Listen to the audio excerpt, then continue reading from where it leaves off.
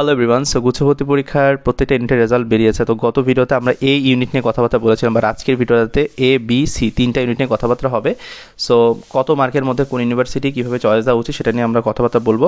তো আমরা এই ভিডিওটাতে যদি রেসপন্স ভালো পাই তাহলে আমরা নেক্সটে আরেকটা ভিডিও আনবো, যেখানে তোমাদেরকে আমরা সাবজেক্ট চয়েসটা দেখাবো, যে কত মার্কের মধ্যে কোন সাবজেক্টগুলো দিলে তোমার হচ্ছে চান্স পাওয়ার পসিবিলিটি থাকবে। কারণ অনেকেই কিন্তু ইউনিভার্সিটি চয়েস এবং সাবজেক্ট চয়েসে ভুল করে, যার কারণে সে হয়তো বা কাঙ্ক্ষিত ইউনিভার্সিটি পায় না বা ভালো একটা সাবজেক্ট পায় না, পেলেও হয়তো বা সেটা ওয়েটিং থেকে অনেক দূরে সে থাকে। তো আমার কথা হচ্ছে যে তুমি যদি একটা মার্ক পাও, সেই মার্কের মধ্যে তোমাকে বুঝতে হবে, বাস্তবতার প্রেক্ষিতে বুঝতে হবে যে কোন ইউনিভার্সিটি বা কোন সাবজেক্টে তোমার হওয়ার চান্স বেশি। ঠিক আছে, তো এই ভিডিওতে যদি আমি রেসপন্স ভালো দেখি, যে 1000-এর উপর লাইক যদি এই ভিডিওতে পড়ে, তাহলে আমরা নেক্সটে একটা পার্ট আনবো, সেখানে আমরা সাবজেক্ট চয়েস দিব, সমস্যা নেই। তো এখন আসো যে আমরা প্রত্যেকটা ইউনিট নিয়ে একটু কথাবার্তা বলি। যেহেতু এই ইউনিট নিয়ে অনেক কথা হয়েছে আগের ভিডিওতে, তারপরেও আমি কিছু সতর্কতা তোমাদেরকে বলে দিই যে এই ইউনিটের যারা রয়েছে, যাদের মার্ক খুবই কম, ঠিক আছে, তোমরা চিন্তা করতেছো ভাই আমার একটা সাবজেক্ট হবে কিনা। তো দেখো 30 থেকে 32 রেঞ্জের মধ্যে যারা আছো তাদেরকে তো আমি বলে দিয়েছি যে তোমাদের চান্স পাওয়ার পসিবিলিটি খুবই কম, নাই বললেই চলে। বাট তারপরেও যারা কোটার মধ্যে আছো তারা তো অবভিয়াসলি হচ্ছে এখানে আবেদন করবা, এবং তোমাদেরকে পিডিএফ আমরা দিয়ে দিব যে কোন ইউনিভার্সিটিতে কতগুলো কোটা রয়েছে। তো কোটার ব্যাপারটা যদি আমি সাইডে রাখি, তাহলে আমার জেনারেলদের জন্য কিন্তু 30 থেকে 32 মার্কে যারা রয়েছে তাদের কিন্তু চান্স পাওয়ার সম্ভাবনা খুবই কম। তো তারপরেও তোমাকে আমি কিছু ইউনিভার্সিটি দিয়েছিলাম, যে এই ইউনিভার্সিটিগুলোতে তুমি চেষ্টা করবে ভাই প্রত্যেকটা ইউনিভার্সিটিতে আবেদন করার। ঠিক আছে, তুমি চেষ্টা করবা এই যে তোমার ইউনিভার্সিটিগুলো আছে, এখন হয়তো বা তুমি বলতে পারো ভাইয়া আমি তো ফিজিক্স, কেমিস্ট্রি, ম্যাথ, বায়োলজি 4টা দাগাইনি, তাহলে আমি কি করবো? তাহলে ভাই তুমি বিভাগ পরিবর্তনের সাবজেক্টগুলোতে অ্যাপ্লাই করো। যেমন ধরো সুনামগঞ্জে তুমি হচ্ছে হয়তো বা সায়েন্সের সাবজেক্টগুলোতে অ্যাপ্লাই করতে পারতেছো না, তুমি হচ্ছে যে আরেকটা সাবজেক্ট রয়েছে সেখানে বাংলা তুমি ইংলিশ দাগাইলে হচ্ছে অ্যাপ্লাই করা যায়, তুমি ওইটাতে করো। তো তুমি চেষ্টা করবা ভাই যাতে ক্যাটাগরি সি এর একটা ইউনিভার্সিটি বাদ না যায়। তো এই ভুলটা তোমরা অনেকেই করবা, সো এটা বলে রাখলাম। ডিটেলে কথাবার্তা বলবো না, বাট একটা ওভারভিউ দেওয়ার ট্রাই করবো। আর যারা 33+ আসো, ঠিক আছে, 33+ আসো, 33, 34, 35, 33.50, 34.50, তোমরা যেটা করবা সেটা হচ্ছে তোমাদের চান্স পাওয়ার সম্ভাবনাও কিন্তু 50-50, মানে চান্স হইতেও পারে নাও হইতে পারে। কিছু মানুষের চান্স হবে, কিছু মানুষের চান্স হবে না। কেন হবে না? কারণ হচ্ছে আমাদের সিট সংখ্যা যেটা রয়েছে, তো 33, 34, 35-এর মধ্যে যারা রয়েছে তাদের যে পজিশন, এক্ষেত্রে দেখা যাবে কি কিছুটা ফিল আপ হয়েই তোমার হচ্ছে বন্ধ হয়ে যেতে পারে। তো প্রত্যেকটা বছর যেহেতু একটু ভ্যারি করে যে কতজন স্টুডেন্ট ভর্তি হচ্ছে, তো সেই প্রেক্ষিতে তোমাকে কিন্তু রিস্ক নেওয়া যাবে না। তো আমি তোমাকে বলেছিলাম ক্যাটাগরি সি এর ইউনিভার্সিটিগুলো তুমি হচ্ছে রাখবা, এবং ক্যাটাগরি বি এর ইউনিভার্সিটিগুলো রাখবা। অবভিয়াসলি তুমি বিভাগ পরিবর্তনের সাবজেক্ট রাখবা। ঠিক আছে, তুমি যদি ফিজিক্স, কেমিস্ট্রি, ম্যাথ, বায়োলজি সবই দাগাও, তারপরেও তুমি হচ্ছে চেষ্টা করবে বিভাগ পরিবর্তনের সাবজেক্টগুলো রাখার। তো ক্যাটাগরি বি এর যে ইউনিভার্সিটিগুলো রয়েছে, সেই ইউনিভার্সিটিগুলোর প্রত্যেকটা সাবজেক্টই তুমি হচ্ছে অ্যাপ্লাই করার ট্রাই করবা। এখানে সাবজেক্ট নিয়ে তুমি ফ্যাসিনেশন দেখাবা না। এরপর যারা হচ্ছে 37+, তোমরা হচ্ছে মোটামুটি তোমাদের চান্স নিশ্চিত, বাট তোমরা ট্রাই করবা ক্যাটাগরি সি এর যে ইউনিভার্সিটিগুলো রয়েছে, সেই ইউনিভার্সিটিগুলোতে যদি তুমি একটা সাবজেক্ট দিয়ে দাও, তাহলে ক্যাটাগরি সিতে তোমার একটা সাবজেক্ট হইতে পারে, ঠিক আছে, একটা ইউনিভার্সিটি হইতে পারে। বাট ক্যাটাগরি বিতে যখন তুমি যাবা, তখন তোমাকে একটু লো সাবজেক্টের দিকে যাইতে হবে,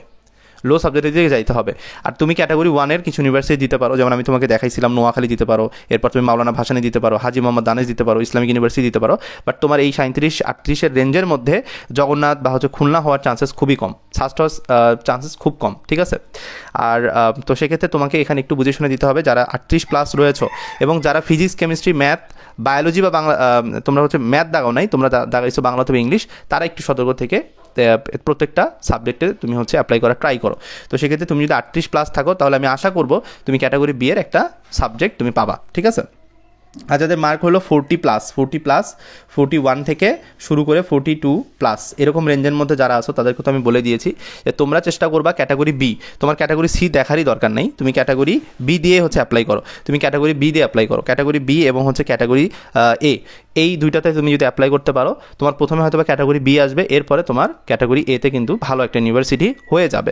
ঠিক আছে, আর প্রথমেই তুমি হচ্ছে একটা জিনিসে বিলিভ করো, সেটা হচ্ছে তোমার এখানে একটু হয়তো বা টাইম লাগবে। প্রথম মাইগ্রেশন হয়তো বা হইলো না, তারপরে আবার সেকেন্ড মাইগ্রেশন হলো, তখন দেখবা যে একটু আগাইছে। তো এইভাবে কিন্তু আস্তে আস্তে আগাবে। তুমি যদি এখন প্রথমেই মনে করো যে না আমি অমুক ইউনিভার্সিটি ছাড়া পড়বো না, অমুক সাবজেক্ট ছাড়া পড়বো না, তাহলে কিন্তু একটু প্রবলেম।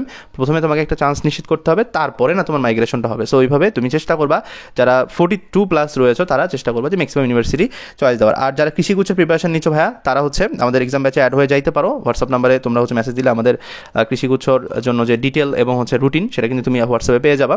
আর যেহেতু আমাদের এখন রেগুলার এক্সাম চলতেছে, প্লাস আমাদের সাজেশন ক্লাস, কৃষির জন্য দাগানো বই, প্রশ্ন ব্যাংক, সাজেশন, যে কোনটুকু পড়তে হবে, কতটুকু বাদ দিতে হবে, তো সব কিছুই কিন্তু আমরা হচ্ছে আমাদের এক্সাম ব্যাচে প্রোভাইড করতেছি।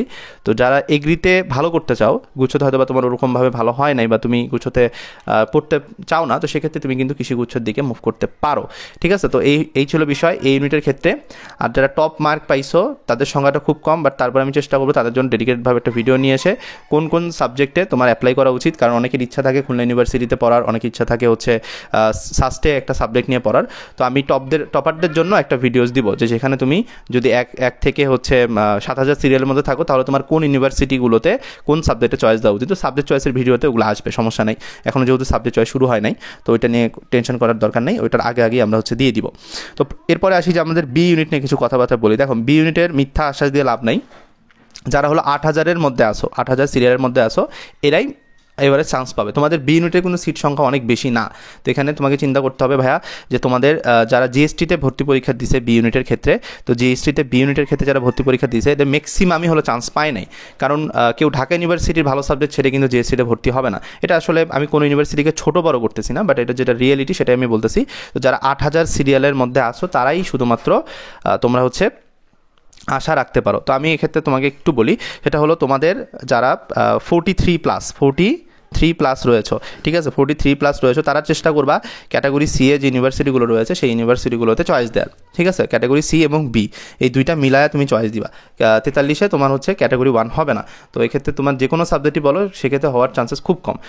কারণ আর্টসের ক্ষেত্রে যেটা হয়, ক্যাটাগরি 1টা আগে ফিল আপ হয়ে যায়। তো তোমরা ট্রাই করবা যারা 43+ আসো, তারা ক্যাটাগরি 1 এবং 2তে রাখতে পারো। ঠিক আছে, আর তোমার যদি মনে হয় যে না ভাই আমি একটা করেই দেখি, তাহলে তুমি ক্যাটাগরি 1 করতে পারো, কোনো প্রবলেম নেই। তোমার যদি মনে হয় যে আমি 43+, এখন আমি হচ্ছে জগন্নাথ সাস্ট খুলনা দিয়ে বসে থাকবো, তুমি দিতে পারো, এটা তোমার পার্সোনাল প্রেফারেন্স। বাট আমার কাছে তুমি যদি মানে একটা অ্যাডভাইস নিতে চাও, তার সেক্ষেত্রে আমি বলবো ক্যাটাগরি সি, ক্যাটাগরি বি তোমার জন্য রাইট অপশন। ঠিক আছে, এগুলোর মধ্যে তোমার একটা ইউনিভার্সিটি হয়ে যাবে।